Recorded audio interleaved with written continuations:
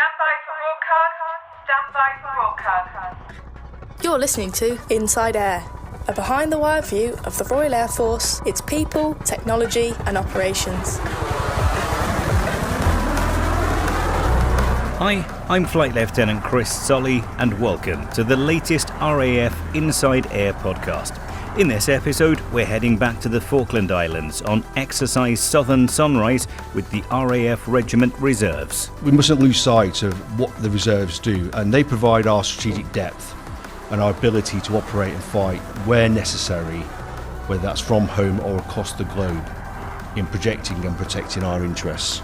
And we must not ever lose sight of that critical role they play and how they support our regular activities. FD kind of like draws it all together, so all the salient points they've learnt. So they've done a fighting attack day and night, and obviously we're here at Goose Green. We're about to the attack, obviously started off at night time and moved into a daytime. This was the first ground victory. It's an air base, it's an airfield. The Argentinians used both ground troops, Marines and their Air Force assets against the Parachute Regiment, and it's a combined skill of arms they were pitched up against poor intelligence, and they just fought through. It's just British determination to actually win the day. This is what they all join up for. You ask any of them after this and this is exactly why they come and do this job. It's not easy, it's quite a physical activity, as you probably already witnessed, and they will tell you that, but the smile at the end of it from them is just, they just love it. They really do.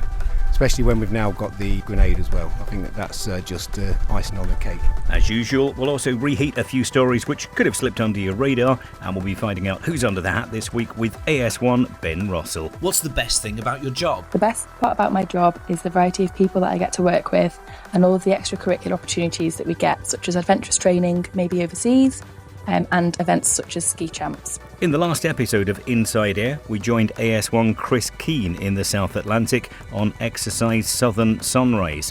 He was out there with members of the Royal Auxiliary Air Force Regiment who were conducting their overseas annual continuation training. The aim of the exercise is to enhance the ready-to-fight culture in order to optimise and integrate the RAF Regiment in support of contemporary operations, assigned tasks, contingencies and in warfighting. We heard from the Commander, British Forces South Atlantic Islands, Brigadier Charlie Harmer, all about the importance of having exercising troops there in the Falklands. We also heard from Squadron Leader Tim Taylor about what the exercise involved, and we were with the troops as they prepared for live firing. So Chris, what can we expect this time? Well, in this episode, we'll hear all about Phase 2 and 3 of the exercise. Phase 3 is the live firing part, and the part I think most people were looking forward to.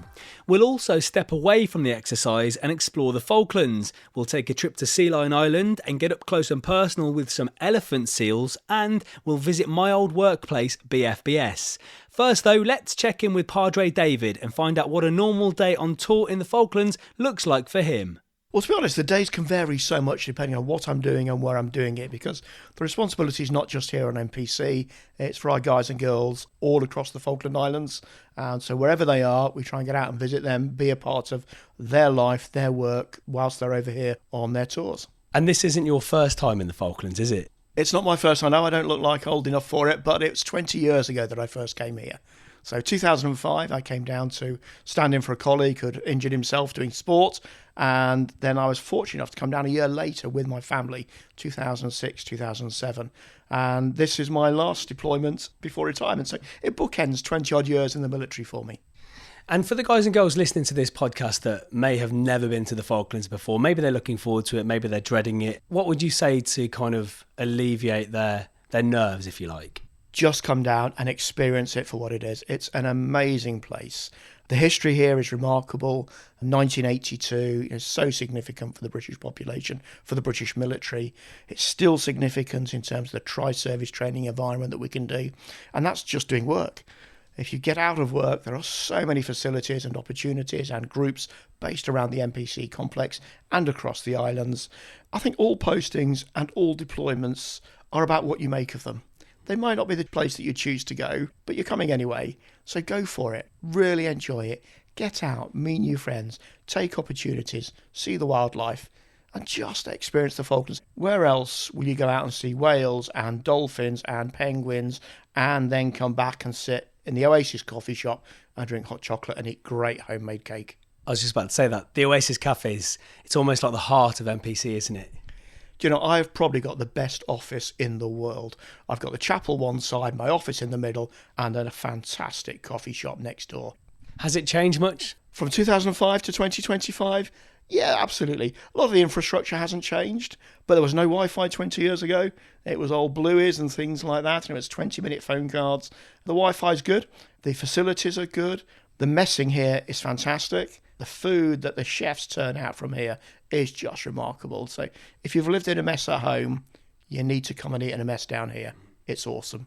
And I think, like you say, the culture has changed massively, hasn't it? From back in the day, lots of people nowadays want to get fit, and the gym facilities down here are just brilliant, aren't they?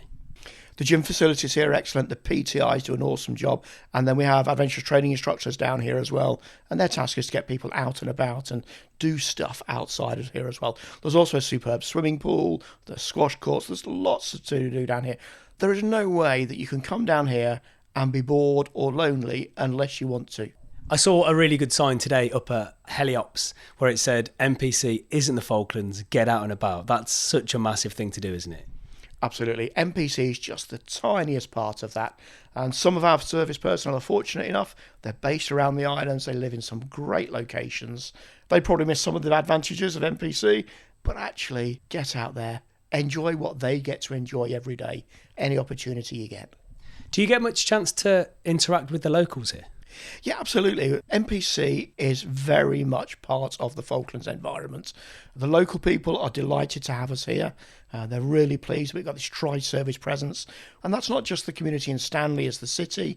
It's the outlying areas of where the Falklands War was, is where people are and where they want to remember what British servicemen and women gave in 1982.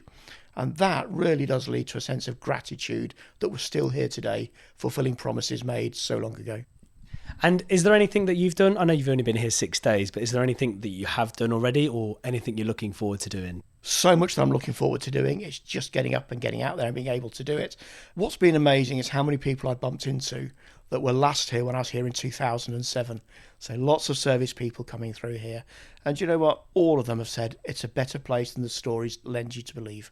Well, Padre, thank you for spending some time with us. It's been a pleasure, and enjoy the rest of your time, and I'll see you up on the range at some point. Always good to talk to the Padre. Now, as Padre David was saying, where else can you go on tour and see whales, dolphins and penguins? And there is one place here in the Falklands where you can see all of that wildlife in one day. That is Sea Lion Island. And we've actually managed to sort out a helibid there in the next few days, which is just going to be awesome. Right now, though, I mentioned right at the start of this podcast that I was posted down here to the Falklands back in 2013 as a radio presenter for BFBS, which for those who don't know is the British Forces Broadcasting Services.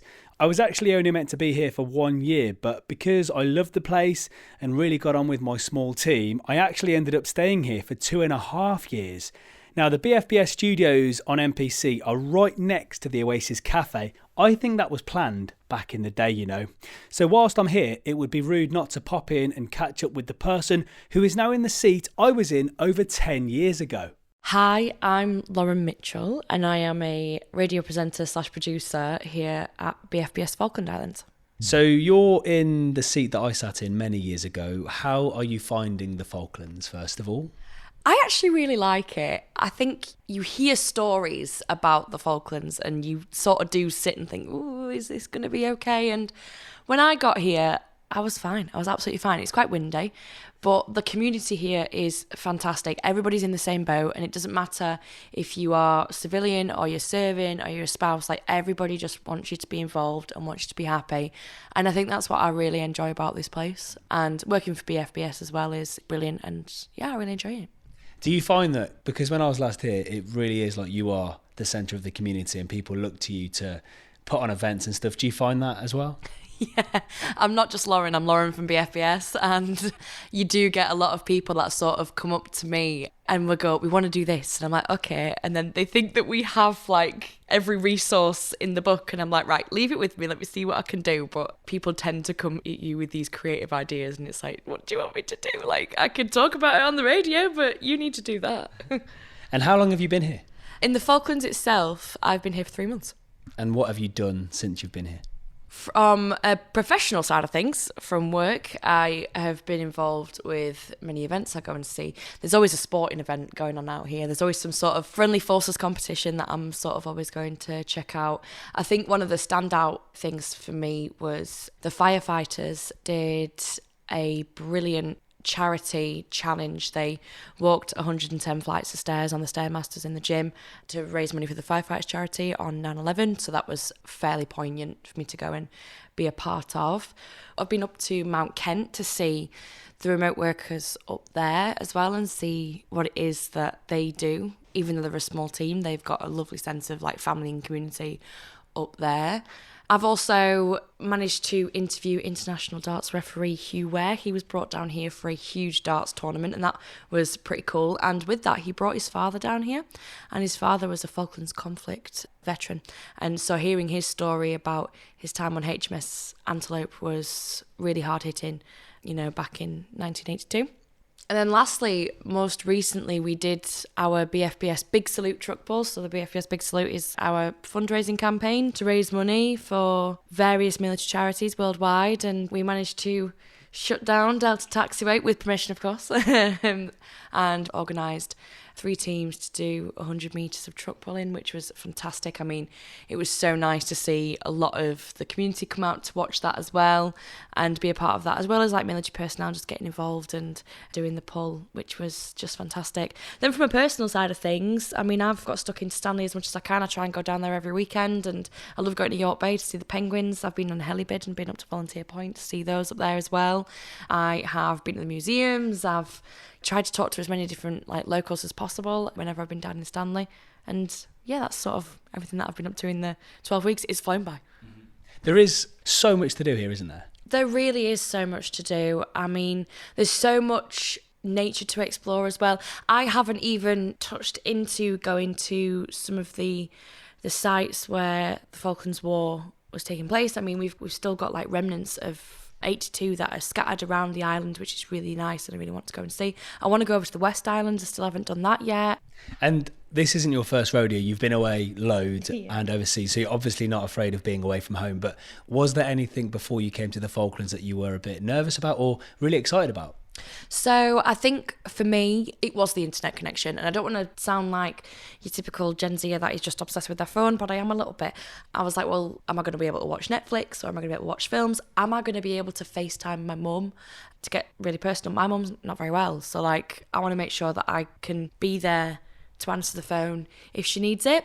And the internet has thoroughly improved, which is amazing. And obviously we can log into the Wi-Fi and things like that and stream and game and FaceTime absolutely fine, which is perfect. And then I think I was really worried about the weather, but it's fine. I mean, the way that people described it, I was expecting Arctic conditions. I was like, this is just a really windy Britain in the winter. And I was like, people just need to calm down. I was like, yeah, it is cold and it's a bit grey and it can be a bit windy, and I've gone through way too many hairbrushes than I'd like to count, but it really isn't too terrible. As we all know, this place is very unique. How many phone calls have you made home where you've been talking to your friends or your family and just told them things that have blown their mind? I feel like trying to describe the Falkland Islands is like trying to describe a rainbow to a blind person. Nobody quite gets it unless they're here. And it is so hard to describe the Falklands because it's just amazing. I mean, trying to sort of explain to people, oh yeah, the sheep just are in the road, or oh, the 40-minute drive to Stanley, or saying oh, I don't have that many shops or supermarkets. And they're like, what? I'm like, yeah, but we get Amazon, it's fine. It takes a while, but we get it eventually. And sort of trying to describe that is quite difficult. But I think this place is so unique and so brilliant. The sunsets more than anything. Awesome. Well, let's finish by talking shop. So BFBS obviously is very important. Tell us just how important it is down in the Falklands. Oh, BFBS is a lifeline, genuinely. We are one of the main entertainment providers for the whole island. So BFBS television is used by the locals in Stanley, as well as the locals in Stanley listen to BFBS, not only for music and news, they want it for local information as well. If there's a problem with the air bridge, or there's problems with shore, or there's problems with the port, or maybe there's restrictions on Stanley Road because of the weather, they listen to us to hear that, because we are their connection We are sort of the link between Stanley and NPC, or the West Island and Stanley and NPC. And we are really, really important.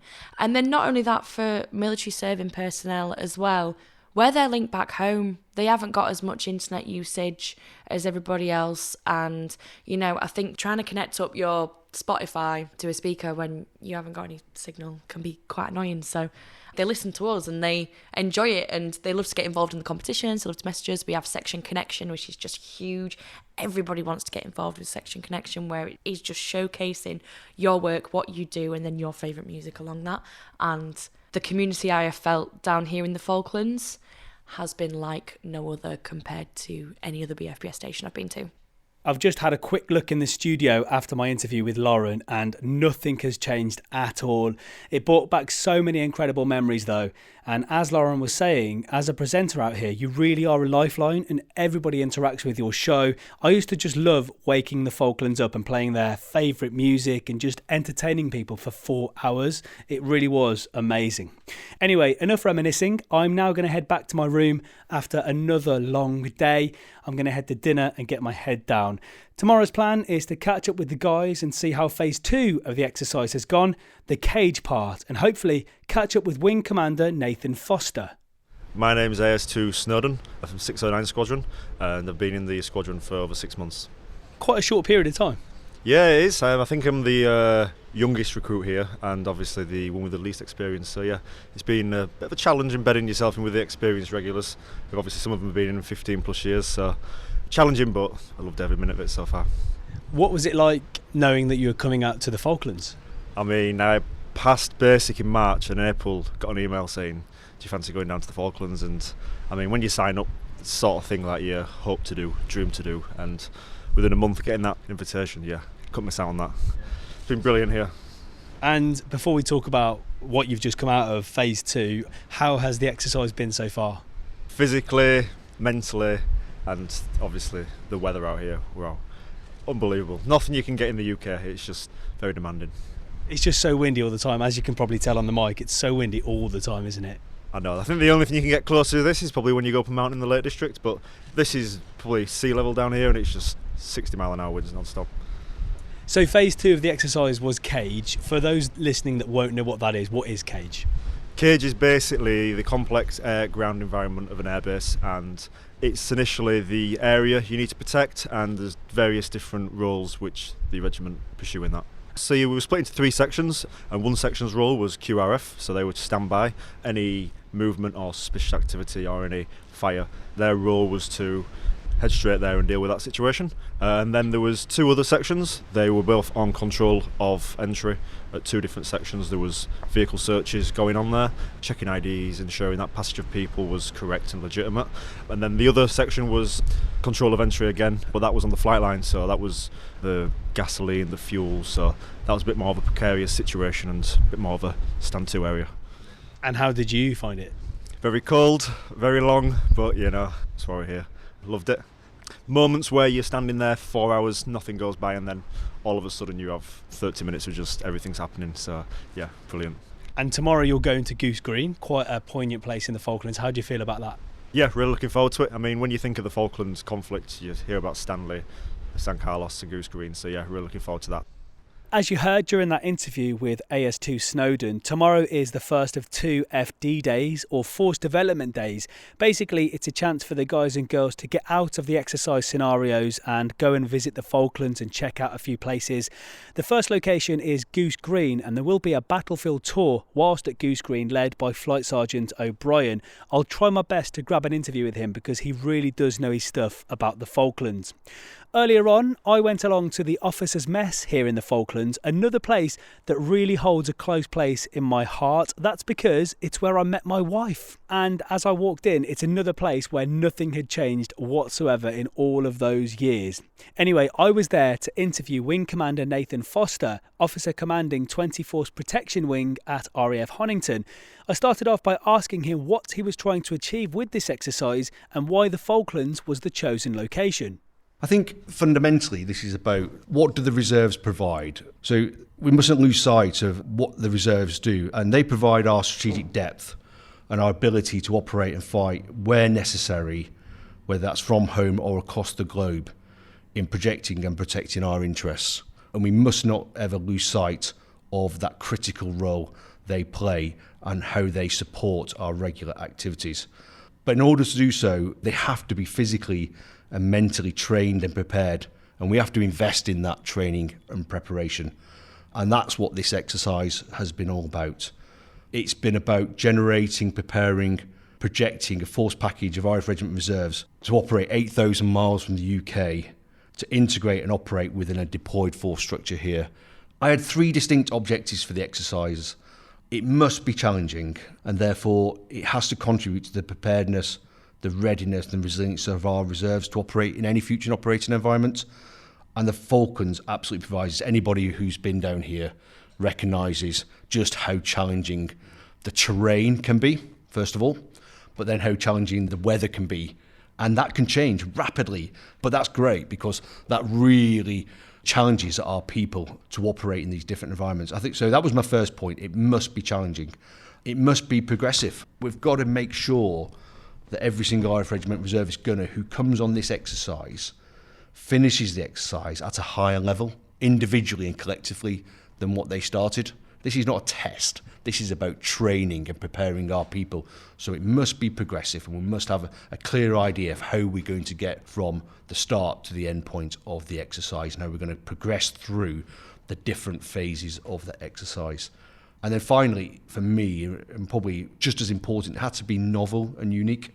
I wanted to give the reservists a real opportunity that's arguably a once-in-a-lifetime opportunity for them, experience the terrain and the environment that, as a nation, we bravely fought for in defending 43 years ago, and why that matters still today in defending our values and principles and what we stand for and what we embody as both as a service and as a nation. And if we talk about the difference between the regulars and the reserves deploying out here, if they were to deploy on different exercises, is there a difference in the package that would be offered to them in terms of upskilling? No, I don't think there would be a difference. The level of training would be exactly the same. Yes, the in-standard that we would have may be slightly different because they might not be at the level of training you would get from a regular personnel, but then that's our job to manage that and how we then take that forward.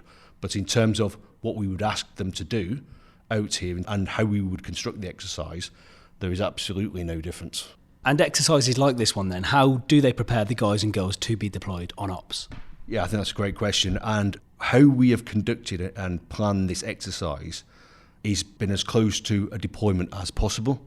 And critically, it's been executed by the Royal Auxiliary Air Force Regiment. They've led this all across the whole endeavour, from force generating and force preparing everybody who's deployed, and that's from the individual preparedness to ensure they've got the right training standards to progress onto the exercise, just like we would have with theatre entry standards as you deploy into a different operational theatre, to individual documentation checks to ensure that they've got all that passports. We've gone through that whole process, to the collective movement of all the kit and equipment from vehicles, radios, weapons, ammunition, some of which had to be prepared months ago and came down on the Falkland Islands resupply ship, which arrived in August, months before the exercise started. So this whole exercise, as much as the actual troops on the ground doing their skills and drills, it's been about how we generate this as a package and the whole organisation of that, and to project that forward to the Falkland Islands. So it's absolutely been as real as life possible as an operational deployment as we can get.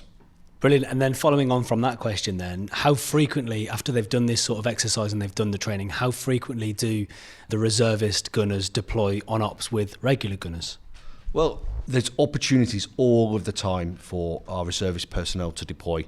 Just across 2623 Squadron at this very moment, I think we've got about a dozen personnel either recovering from operations, ready to deploy on operations, or are currently deployed on operations, working alongside our regular counterparts out in operational theatres. And that can range from Operation Biloxi in Eastern Europe, providing critical Air Force protection to NATO air policing missions, or delivering Air Force protection activities in Cyprus, providing critical FP to our strategic hub in the Mediterranean. So 2623, just like any other squadron, is very operationally focused and offers significant opportunities both individually to our people and also collectively as a squadron for people to deploy at any point. And finally then, for people listening to this that may be thinking about joining the reserves as a regiment gunner, coming down the Falklands is a fantastic opportunity. What other opportunities are there available? You have the operational opportunities. They're in abundance for personnel to deploy across the globe in supporting RAF Force Protection and the RAF as well. In addition to that, every month a squadron will have a training weekend, and those training weekends can vary from range work to battlefield casualty skills to green skills in terms of fieldcraft skills. And there's a huge range of training activities that take place just every weekend. But in addition to that, I would say that they also conduct adventurous training, force development, annual overseas exercises. The range of stuff, a reservist gunner and a reservist can get involved in is significant and offers a real broadening of their career that they probably don't get in their normal civilian life. If you just talk to any of them, you'll be blown away by the range of their backgrounds and their careers. And also, what motivates them to be here. We have policemen, we have architects, we have bioscientists. It's an incredible range of individuals who, when collectively come together, offer you such a unique view and capability. And when you bring that together in terms of Air Force protection, they will see things slightly different to how our regulars see it and complement them. It's a really rich environment, and it's a privilege to be a part of. And I've certainly learned a lot from them, just engaging with them and understanding where they've come from and what motivates them. Today is the first of 2 FD days, or Force Development Days. We're here in Goose Green, which is such a historic place in the Falklands. For those that don't know about Goose Green, it was the location of the first and longest land battle of the 1982 Falklands War. It lasted 14 hours and resulted in British victory. It also secured a vital location for the British advance. Now, the person leading today's FD is Flight Sergeant O'Brien. FD kind of like draws it all together, so all the salient points they've learnt. So they've done a fireteam attack day and night, and obviously we're here at Goose Green. Whereabouts the attack obviously started off at night time and moved into a daytime. This was the first ground victory. It's an air base, it's an airfield. The Argentinians used both ground troops, Marines, and their Air Force assets against the Parachute Regiment. And it was a combined skill of arms they were pitched up against poor intelligence, and they just fought through. It was just British determination to actually win the day. So it is pivotal and very poignant, and they should learn those, and they can understand the difficulties of using terrain, obviously on the range without interdiction of enemy fire, but on the day they had obviously Argentinians to contend with as well. So today we're looking at 3 areas. So first of all, the actions of A Company 2 Para, and in particular H. Jones's influence on the battlefield by his assault, his frustrations basically coming from HQ, going in, pushing home the attack and leading by example. That's very important. The second is we're here at the airfield now looking at the weapon systems that were used in more detail and the actual finishing area of the battle whereabouts the surrender actually took place. And thirdly, on the way out, we're going to look at the Argentinian cemetery and pay respects to the fallen. Although they're enemies, it's still important to remember them. They're just soldiers, most of them conscripts, young lads, fighting for what they believe was right. So they believe the Malvinas belonged to them, and they did their bit for their country, same as Allies did the same for our country. You know your stuff. You're obviously very knowledgeable about what happened in the Falklands. Yeah. So I wanted to run the battlefield tour at Mount Longdon. I've got association with this because I actually help at the RAF Regiment Heritage Centre, and battlefield tours and military tourism is really my thing. That's why I like doing my spare time. Looking outside, the weather is pretty good. We're pretty lucky, aren't we, with the weather? It wasn't like this back in 1982. No, definitely not. So it was middle of the winter, so it was May 28th, 29th, and obviously it had been absolutely honking down. The weather had been horrible. The wind would have picked up, obviously, so the wind's giving some indication. And the guys on Pleasant Peak the other day hadn't experienced the effects of the weather and the wind chill, etc. So it's been really, really cold. Have you had a chance to talk to the guys and girls about how they're receiving what you're telling them? Yeah, so we've had some Q&As now. We're obviously in the museum itself. Okay, we looked at some of the weapon systems, some of the photographs, and the guys are asking about, what happened to the PWs, what happened to this. There's a mannequin there with the kit. So I was explaining that's kind of stuff I was issued with back in '86. And how stuff's actually moved on then. We've actually learnt from battles like this. We're going to be heading over to Onion Range tomorrow for the final phase of this exercise. It's the part most people have been looking forward to as well. That is the live firing part. Before we head there, though, myself and Corporal Liz managed to bag ourselves a helibid to, in my opinion, one of the most stunning places in the Falklands. We've just landed on Sea Lion Island, which was about a 20-25 minute helicopter flight from MPC. We put our helibid in super comfy flight, loads of space. We're here just for a few hours and we're going to do some hiking and try and find some penguins. I know we're only here for 2 weeks, but it was so simple, wasn't it, getting on a helicopter? Yeah, amazingly easy. And also, I think everybody's so helpful. It's one of those places where you can play email ping pong all day long if you want to, but it's really easy just to go and have a chat to people, and they're really happy for you to do that. So yeah, we popped up and they sorted us out, and yeah, it's great, really. I still hate helicopter flights, so the fact that we did one the other day as part of the exercise was one thing, but I'm questioning why I've done this through choice, because we've got to fly back. I'm hoping that the wildlife and the scenery here makes up for it. It's not too bad weather either, a bit breezy, but it's nice. So what are you hoping to see? So I think the only problem with Sea Lion Island is that you have to make the decision between rock hoppers, which I love, or kind of everything else, really, because the rock hoppers sort of sit on their own. But we've made the decision to do elephant seals and Magellanics, and there's some literally at the end of the airstrip that we've already seen. So we're going to head that way. Maybe orcas if we're lucky. Yeah, just see how it goes, I think. Let's catch up now. We've done a day at Sea Lion Island. The helicopter is inbound, I reckon about 20 minutes out. It's been an amazing day. What have we seen? We saw elephant seals, which are absolutely massive. You do have to keep your distance, which is understandable when you see them up close. And because it's pupping season, there's a lot of mums there with babies, which was really cute. Loads of birds, caracaras, which will steal your hat, I think, if they get the opportunity. And yeah, loads of penguins. Didn't get to the rock hoppers this time, and we didn't see any orcas this time. But the scenery, just the whole island, every coast that you hit, you can literally walk from one coast to the next so quickly, and it's really different scenery. So it feels really different as well to being on the mainland at MPC. So I've really enjoyed today. And we didn't do it because we're not staying here, but if you come for longer to the Falklands, you can actually book a night in the lodge, which Liz has already said is amazing. We did try and see a sea lion, didn't we, as well, but we failed on that front as well. We did. We tabbed to Sea Lion Point. Yeah, we've done about 20,000 steps in about 2.5 hours, so definitely bring hiking boots if you do this trip, but it's worth every hot spot on your foot and achy muscle.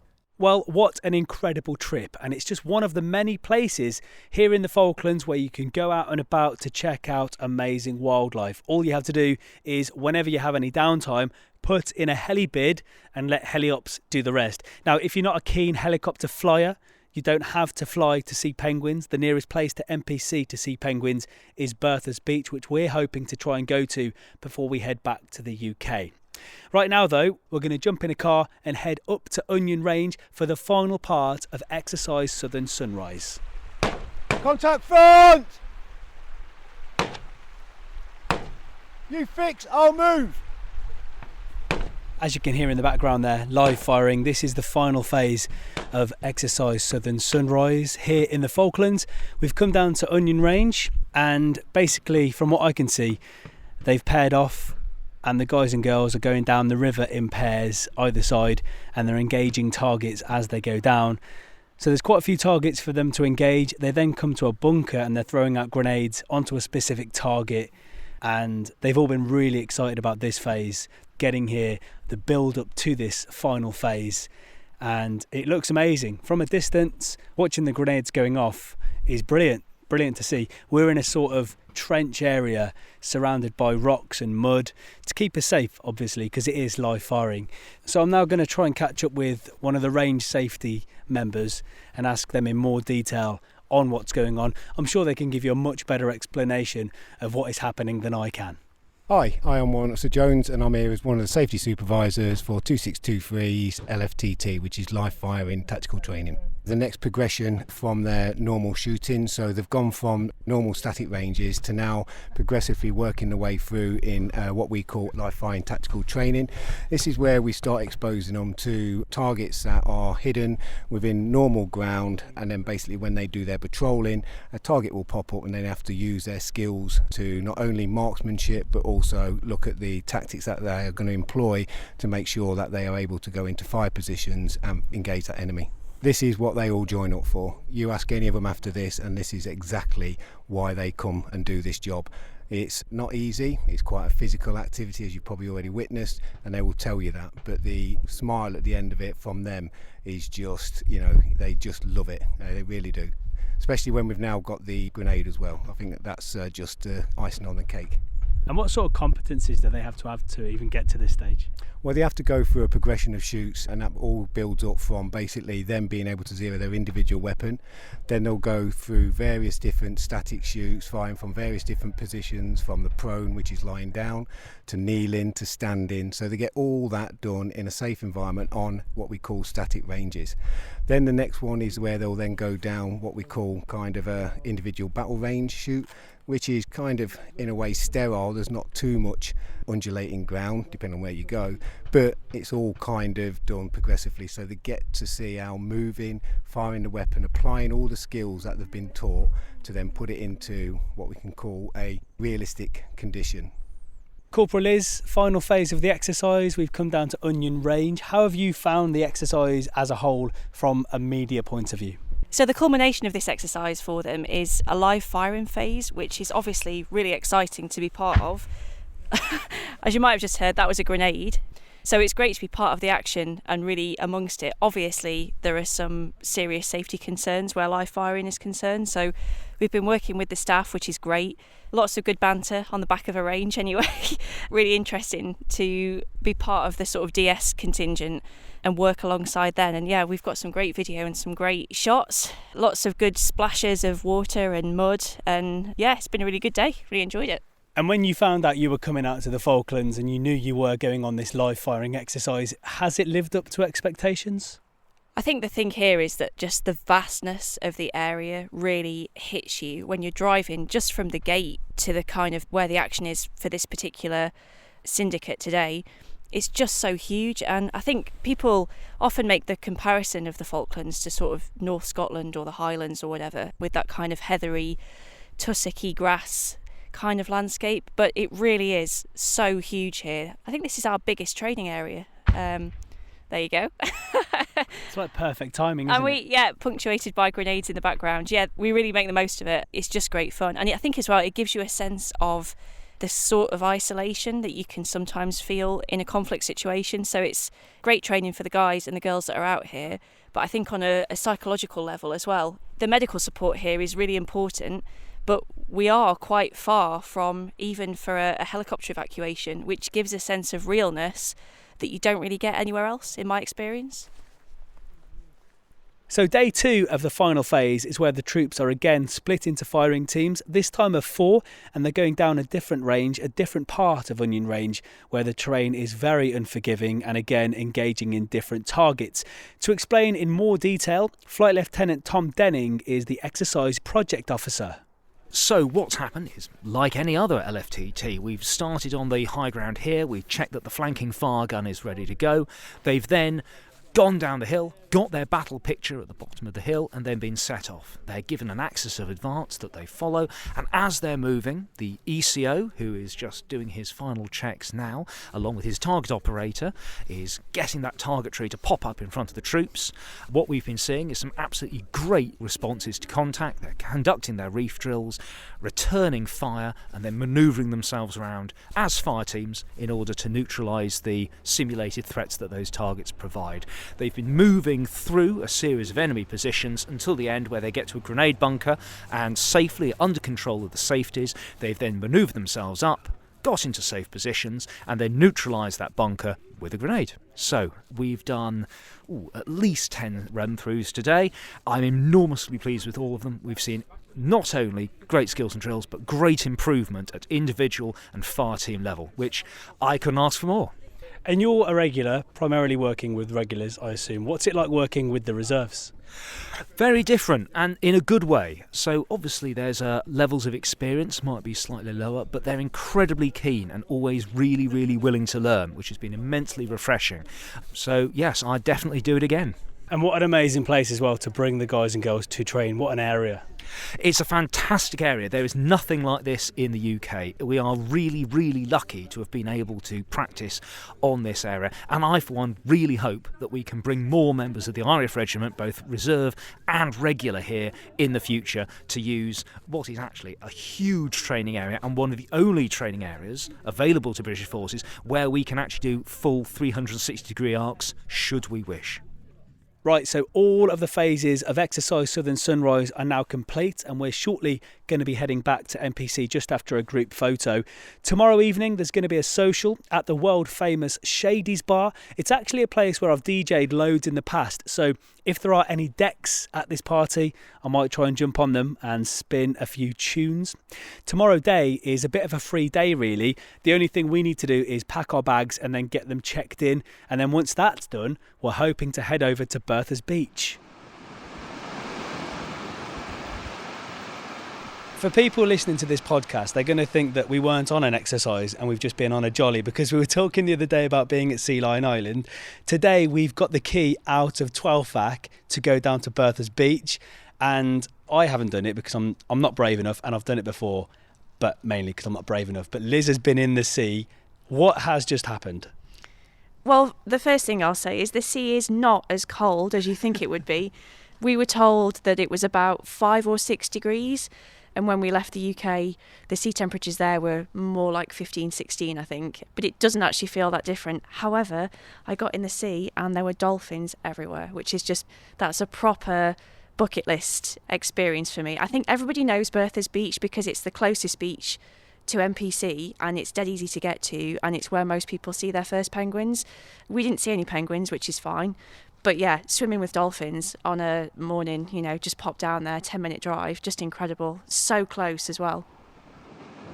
Today is our final day in the Falklands, and what an incredible experience this has been. We've covered a live firing exercise, we've been on battlefield tours, we've been all over the island looking at wildlife, and we've had the opportunity as well to go up in an A400 and film some typhoons off the ramp. It really has been amazing, and definitely a trip that I won't be forgetting anytime soon.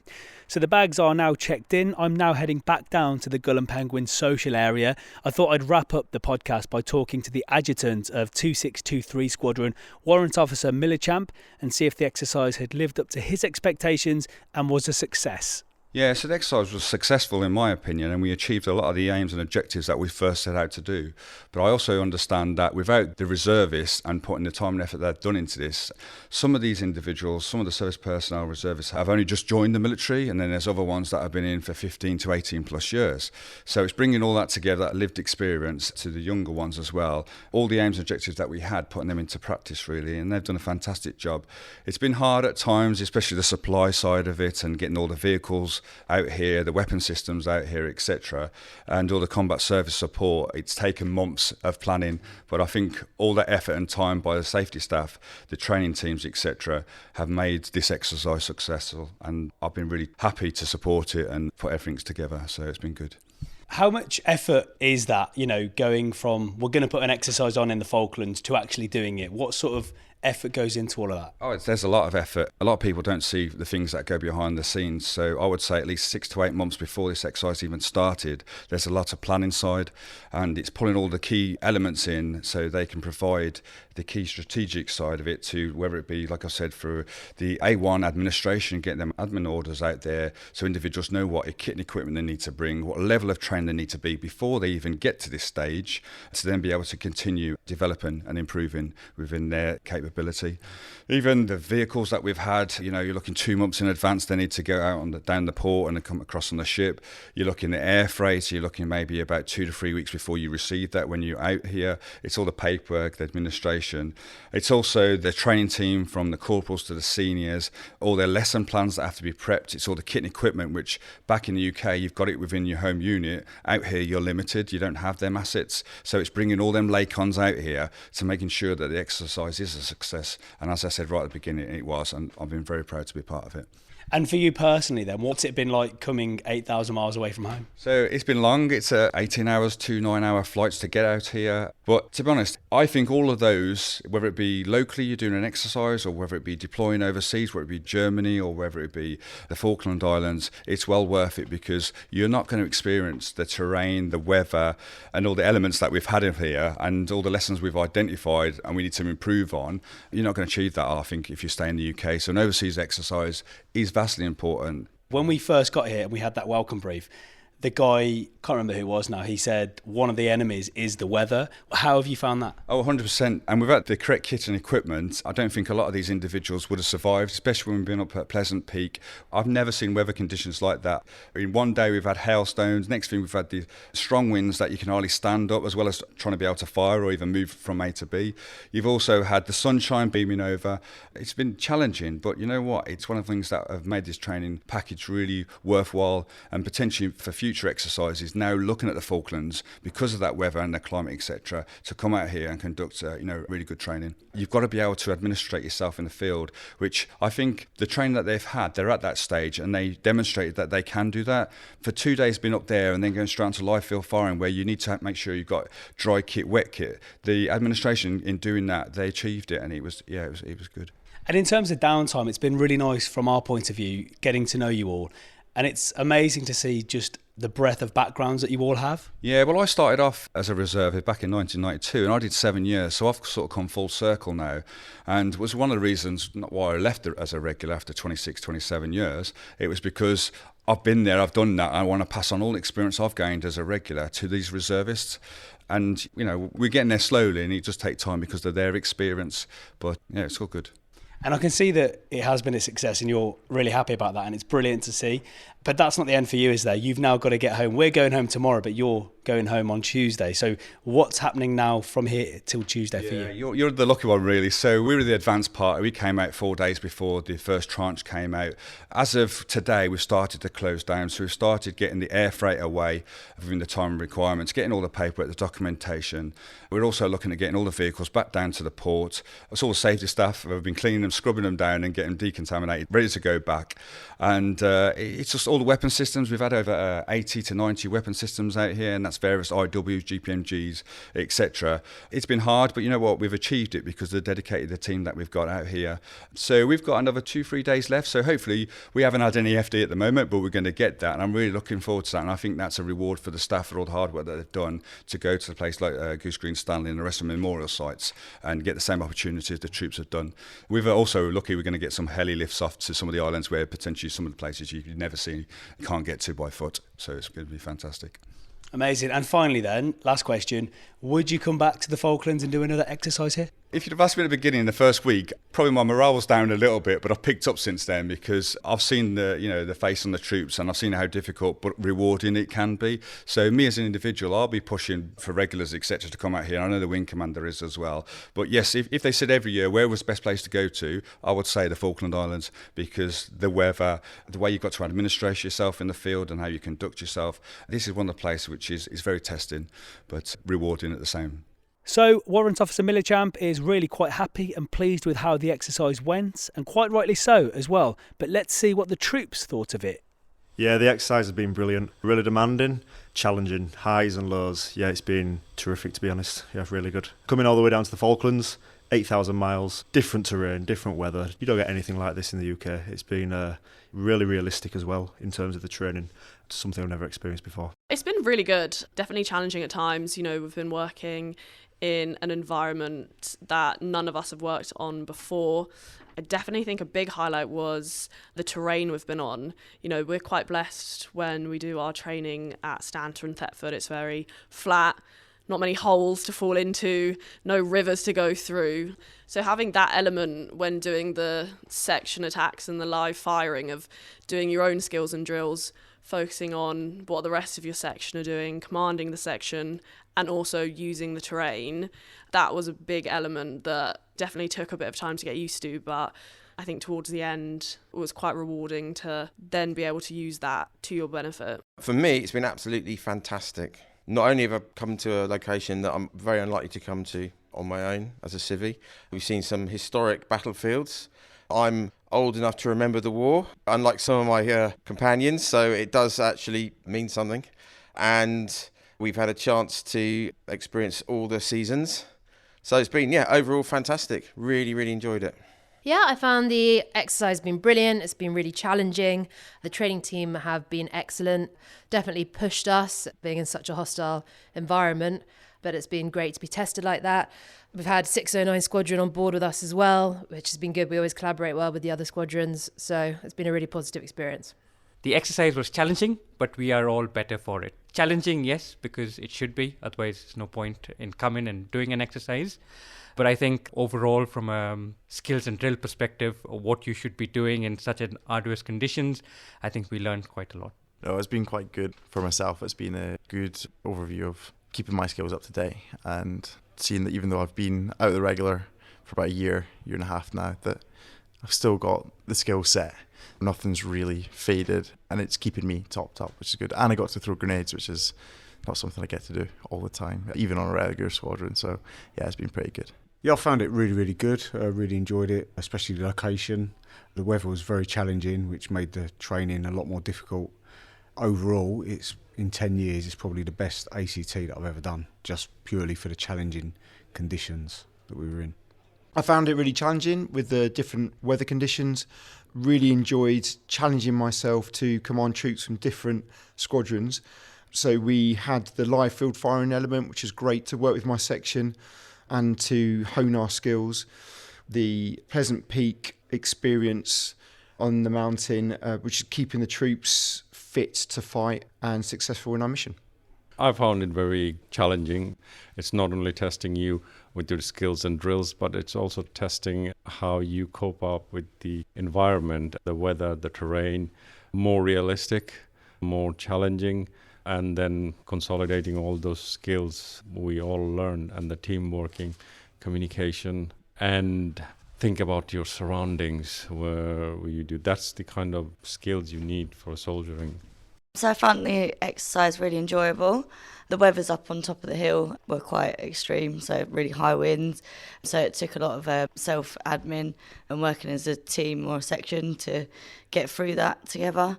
On the patrols, it's pretty arduous ground, so you sort of got to concentrate as you're going along the ground, like where you're stepping and stuff, so that was an experience. The live firing was great, so we've never shot like going along rivers and stuff like that, so you really had to think about cover on the open ground. But I think we worked well as a section, so that was really enjoyable. I could spend longer out here. The camp's really nice, and yeah, there's lots of nature to see. So yeah, I could do a little longer out here, but I'm missing my family, so I'll be glad to go home. Yeah.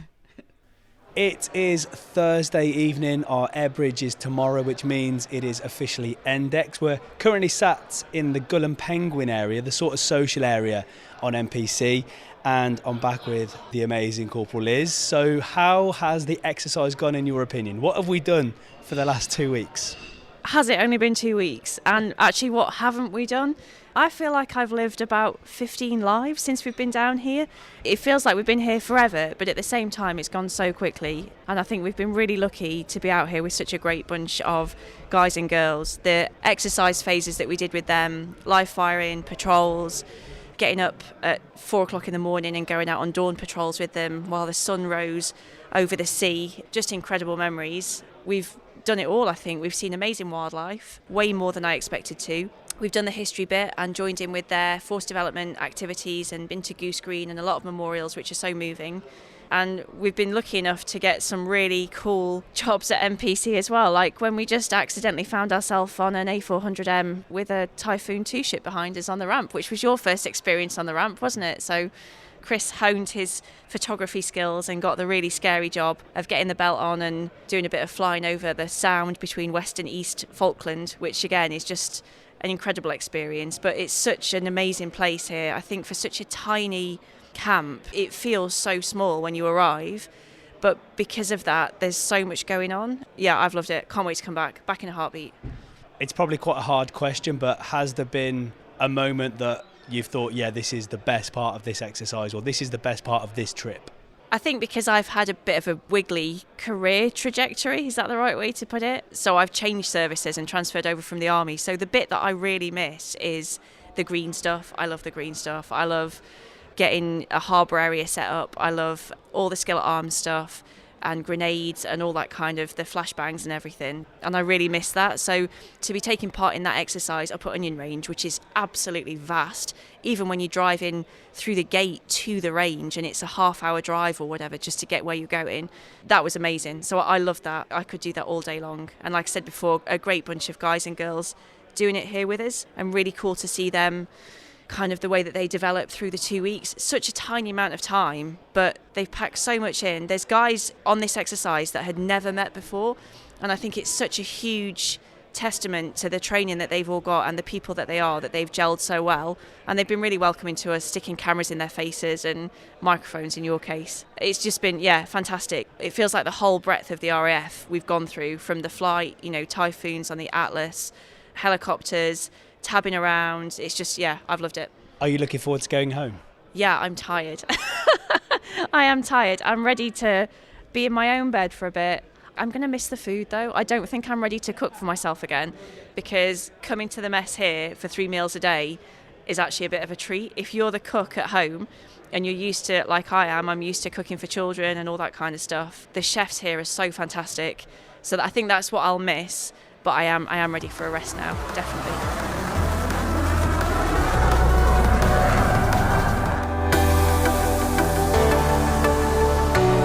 Hi, I'm AS1 Emma Kerwin, and this is Reheat, where we take a look at some of the RAF stories you might have missed. After 8 months, the Royal Air Force has welcomed home all of those who participated in Operation High Mast. The Carrier Strike Group, led by HMS Prince of Wales, travelled thousands of miles on a journey that linked Europe, the Middle East and the Indo-Pacific. The aim was to show the UK's ability to run complex military operations worldwide. More than 1,300 RAF personnel were deployed, and the operation saw 500 plus hours flown. A poem written by RAF media reservist Corporal Grace has gone on display in Westminster Abbey's Poets' Corner. Stand was chosen from over 60 submissions from serving personnel and veterans. Corporal Grace says it captures the resilience found within the armed forces. I've always loved poetry, lyrics and language, and poetry is such a powerful way to express ideas. And this competition felt like the right opportunity to put my thoughts out there. I visited the World War I battlefields quite a lot, and they left a big impression on me. The poetry from that time is still as powerful today as when it was written. For me, the idea that even difficult times we choose to step up and stand and support each other is central.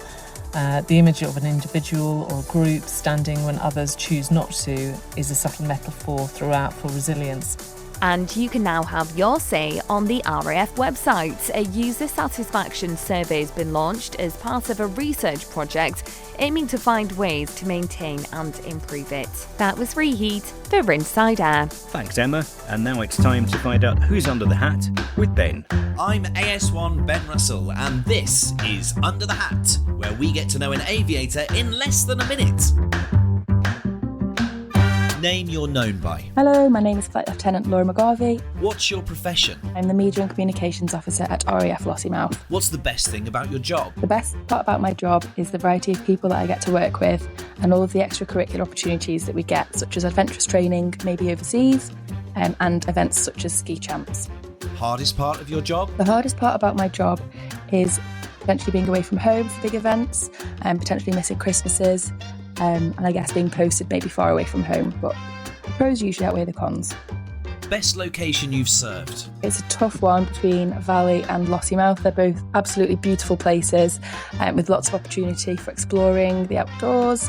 And I think the people in both locations, it feels very community based, so it's nice to feel part of a community. And what bit of luxury kit do you never deploy without? The one item I couldn't deploy without would probably be my headphones. I love listening to music, and I think if you've had a bad day, you can just put on a good song and it'll pick you up and get you in the mood for a gym session.